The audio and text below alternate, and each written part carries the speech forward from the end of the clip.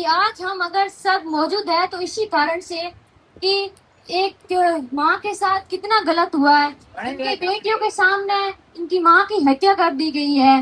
परंतु कहते हैं कि पुलिस इतनी ताकतवर होती है कि अगर व्यक्ति पानी में से चले तो भी उनके पैर ढूंढ सकती है। तो फिर व्यक्ति इतने सबूत छोड़ के गए, क्या पुलिस को नहीं मिला? तो मैं युवा शक्ति से आग्रह करना चाहूंगी, ये तो हम कृष्णाराम जी विष्णु के कहे हुए कि स्वाभिमान और अनुशासन से रहना रहना है, नहीं तो तुम दिल्ली की देख ही सकते हो क्या हाल हुआ है। तो अंत में अगर तुम नहीं मानोगे तो मजबूरन हमें यही करना पड़ेगा, क्योंकि पुलिस प्रशासन कितने दिन हुए आज नहीं मान रही है। और कृष्णाराम जी विष्णु जी और मांगीलाल नोकड़ा और बेनीवाल साहब का मैं सलाम करती हूँ। और मैं कहना चाहूंगी, अगर 18 तारीख को यहाँ पर धरना रखा गया है तो तुम वहाँ पर जीत कर आना।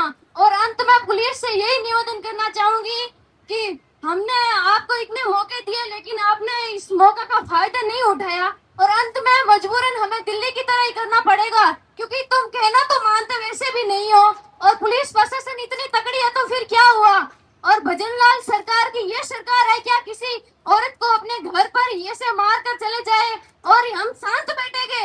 आज अगर औरतें आती है तो इसी कारण से क्योंकि उसने कभी दुख को समझा है, कृष्णाराम जी विष्णु ने दुख को समझा है। अगर वो भी अपनी सीट पर आराम से बैठते तो उससे क्या होता। बाकी राजनेता बेटा ही है, यहाँ कोई राजनीति करने तो आए नहीं है। सब किसी औरत के प्रति इतना गलत हुआ है तो उनके भावना को समझा है, इन छोटी छोटी बेटियों का दुख को समझा है, तो इसीलिए यहाँ मौजूद है। बल्कि कोई यहाँ पर राजनीति का तो उद्देश्य था नहीं, और न इन्होंने सोचा है कि यहाँ इतने दिन धरना चलेगा, इतने दिन भूख हड़ताल चलेगी। तो फिर तुम राजनीति से कहने से पहले सोचा करो। और कहते हैं कि औरत की दुश्मन औरत ही होती है, क्या तुम औरत ये साबित कर लोगे कि औरत की दुश्मन औरत ही होती है? और कहते हैं कि ये अफवाह गलत है, तो आजकल इतनी तो अफवाह गलत किसी को नहीं होती, और सोशल मीडिया इतनी ताकतवर है, ये बात बोली है उसको भी मैं धन्यवाद देना चाहूंगी, क्योंकि सोशल मीडिया में इतनी ताकत है, एक झटके में इज्जत दे सकती है और एक झटके में इज्जत ले सकती है। और सोशल मीडिया की पावर इतनी है तो कोई भी अफवाह पूरी झूठी नहीं बोल सकता है।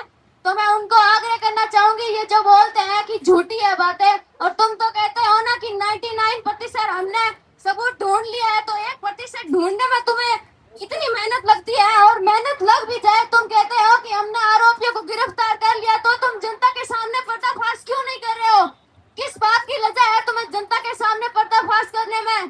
तो मैं पुलिस प्रशासन से बार बार आग्रह करना चाहूंगी कि तुम सही ढंग से इस धरने को न्याय के साथ समाप्त कर दो, अन्यथा तुम्हें देखनी पड़ेगी और भुगतनी भी पड़ेगी। बहुत बहुत धन्यवाद बहन अमित शाह, आपने अपनी भावना को हमारे बीच में रखा।